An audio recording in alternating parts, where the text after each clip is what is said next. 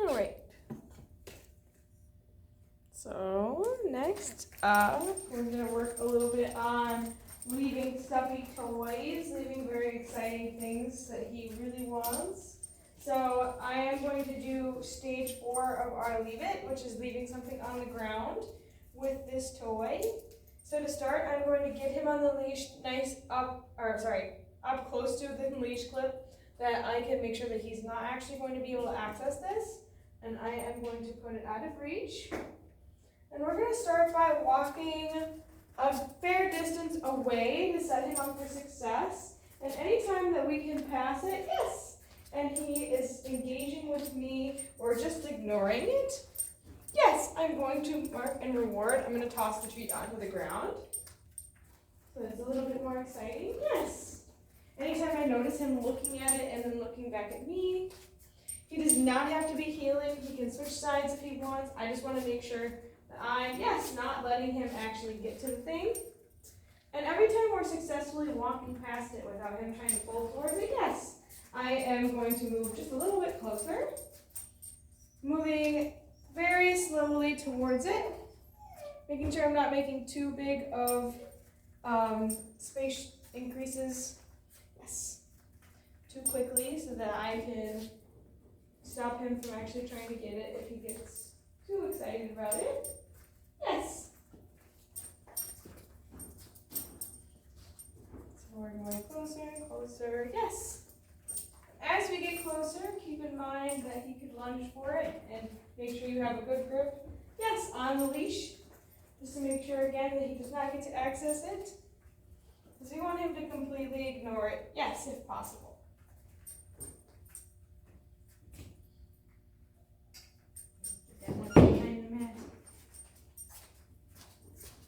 Yes, that was very good.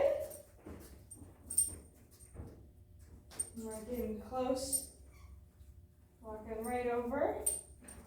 Yes, perfect. And ideally we want to do just this, where we can walk right past, yes, and it's not even an issue or a thought in his mind. And the more we can work on stuff like this, where we're just ignoring stuff on the ground, and we're ignoring stuffy toys, yes, and stuff that is not his, the more likely he is to just leave it alone in the first place.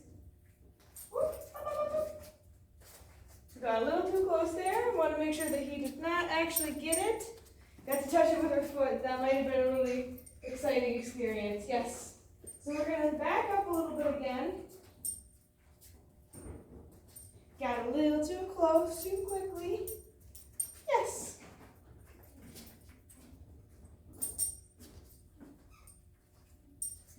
Yes. And we're just practicing. Yes. And since we're doing so well, I am going to add in the baby doll.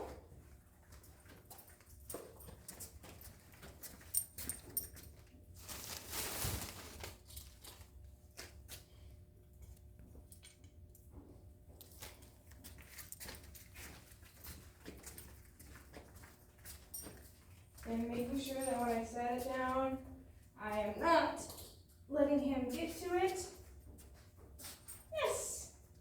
And I'm gonna again start pretty far away, set him up for success.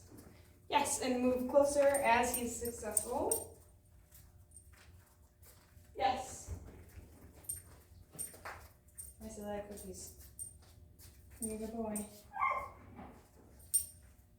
Yes. Oh, Mr. Hush is angry. Yes. Now we're getting closer.